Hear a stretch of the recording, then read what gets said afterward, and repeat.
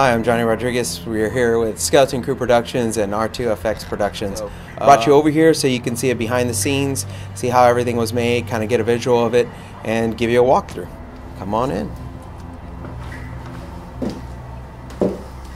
Okay, we're in one of our first scenes here of the haunted house. It's our boiler room. We make a lot of our own stuff here. We do our own scenes. It's all original. We think about what we want to do. And in this scene, we started off by painting the floor, the walls, and the ceiling black. And it kind of gives it that off into the depths. You can't see where it really ends. So we try to make the scene bigger than what it is. It's actually a very small garage. But with the night lights on hot night and the fog, you really can't tell where it ends. We first start off by, after painting the walls, we start by painting pipes on it. And they're kind of shrink off into the distance. So those are the ones far away. Then we got pipes in the middle, and that kind of sets a distance of space. And then you have the pipes on the catwalk, which gives you, in the foreground, it's something tangible, something to touch. You're interactive, now you're part of it. After that, we have walls in certain areas that it sets it into another room to give it more depth. So in between the pipes, the walls that are painted, we actually have brick walls in areas. And some have been removed for some of the scene shots here, but we still have some left. And that just creates like, there's another room on the other side. Usually what we do is on hot night, we bring in some fog and some misters, so it's a little drippy, a little misty, and kind of really get your senses going. You can feel it, you can smell it. We actually put a scent in the fog. It's called boiler room scent. Okay, we're in one of our next scenes. This was the back end of last year's military compound. After you passed the black doors, you entered into a military scene. So this year's theme, we try to continue it. So what we did was, this year's theme was the virus has escaped. It spread out onto the streets. It infected the steel workers at the factory, and so Escape the Factory was our theme this year. So it's basically a steelworks. After we leave here, the last part of the boiler room and the first part of the military compound, you start to go into the electrical room, and then their electrical hallway, which leads to their bathroom for the steel factory. And then you go into the pipe works and some of the more intricate parts of the factory.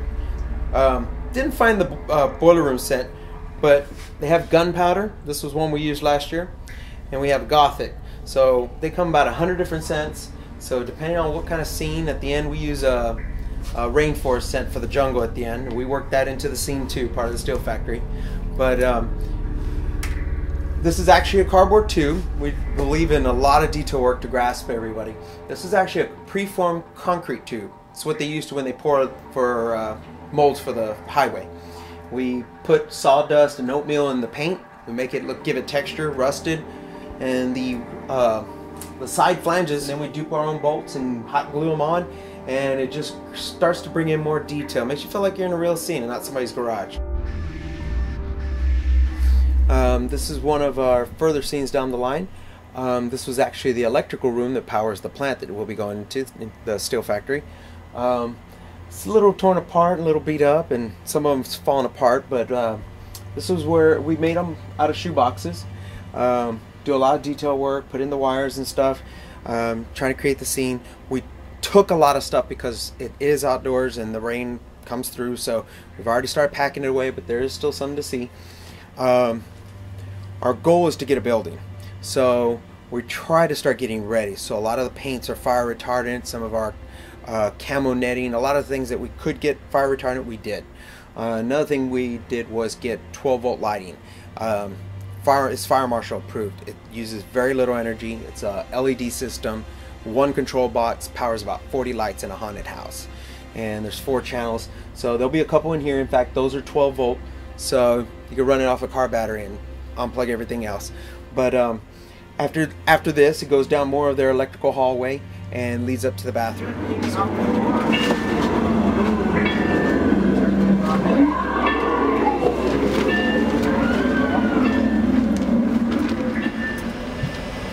So you found yourself in the bathroom here. As you can see the mess on the wall.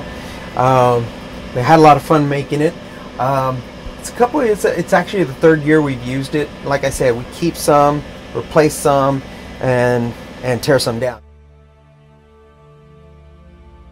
we use a lot of misdirection.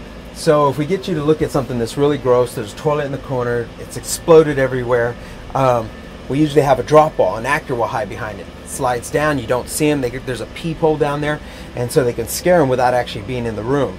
And they usually get we do misdirection, so they look that way, and then we pop out over here and scare them on this side. Like I said, it's a little faded. It used to be a lot messier. If you hear a hum in the background, that's a 12-volt fan. And what we do is we have a scent called liquid ass. And we spray it in there, and that scent stinks up this room, half the room there, and half the room this way. But it really, like I said, we want to incorporate all their senses: feel, touch, smell, sound, sight. And that's what really makes them feel that they're in a real scene, that it's not just a haunt in somebody's backyard. They start, oh God, what did I get into? When is it going to end? How do I get out of here? I want to make them as uncomfortable as possible. If it means gagging, if it means making the music too loud, we do whatever we can to make them uneasy. It's not a fun thing. This is a haunted house. Okay, we're in a very tight area. This is the end of the last hallway you came through, and there's only about a foot of space. This is uncomfortable. And there's a dead end on that side, and there was black plastic hanging here, so they kind of didn't know where to go. It gave me a second or two to hit the drop wall. What a drop wall is 2 closet door tracks. We take a 3/4 ply and we run it down the tracks with some chain. It falls very fast and very loud, and that wasn't even fully set up.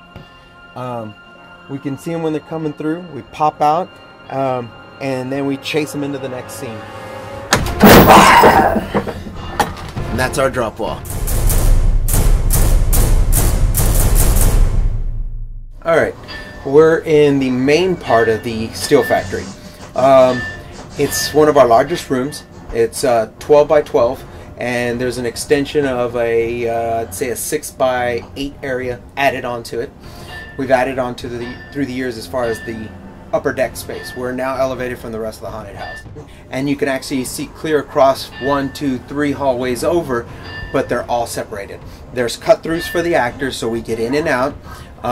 This is one of our main entrances. We did a lot of detail work in this scene to pull off the steel factory. These steel I-beams above us are actually out of wood. We routed them. It was a sheet of plyboard. It was all made from one piece of plyboard, the I-beams. We cut them into strips, routed them, painted them with rust paint, put in the detail, fake bolts, oil stains, everything we took to create the effect. It actually holds 2 guys. It's well mounted. We actually stood up there. The only thing they can't walk on is the center grates. It's actually electrical lighting panels. Little girl on the catwalk. The idea was to try to take as much up as we can to give you that warehouse or steel factory. So there's an upper deck up there. You see the catwalk. Later on, when you exit the main body, you'll see their extension warehouse, and it goes up 2 stories. So again, we're trying to make you feel you're in a bigger scene than just eye level. So we're in one of the main next areas of the main part of the haunt. It's the control area, control panels, and all the system that controls all the smelting, all the melting, all the factory part. So I had a friend who donated 2 pallets with a frame on it. We decided to turn it into a control panel. Standard vents you get at Lowe's. We use stain and varnish. The control panel we made out of plaster, and we use plastic knobs. We make it ourselves. But down here there's a little light underneath and a little button, and it says "Do not push." I'd say about 1/3 of our haunt, our people that come through, are high school kids. And what do you want to think every high school kid does when he comes through here? Mostly the guys. It says "Do not push." They have to push the button every time. And what ends up happening every time they push? But what it is it was an area that was a 14 by 14, and it's done with plyboards in their hallways and stuff. We don't want it to look like a bunch of plyboards. We want it to look like a scene, a warehouse factory. So we put up a fake facade. We make it out of styrofoam. We use 3/4 inch foam, and we use a router to route it out, stipple the brick, put in distress mark, and then we start painting it, put in the molding, trim work, had brought in some brand new corrugated steel for the garage, and then we have to rust it, make it look old. This is abandoned. This is zombie apocalypse. It's the end. So that's why we have vines taking over. Nobody's taking care of it anymore. That's how it is when everything goes shithouse. We're in one of our more creepy areas here. There's some zombies painted on the back wall, and we have LED 12-volt strobes right on top, but it's a on-off, on-off.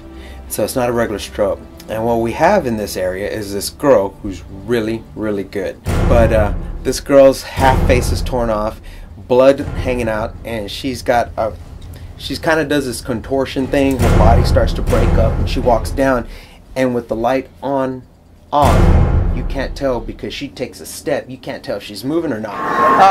Well, there was this one chick that she's just like, all of a sudden, like, that's what I like. She's barely even moving, and once you pass her, like, she starts screaming at you, and it's kind of like freaks you out. All right, that's what's up, man. Thank you, man. Thank you.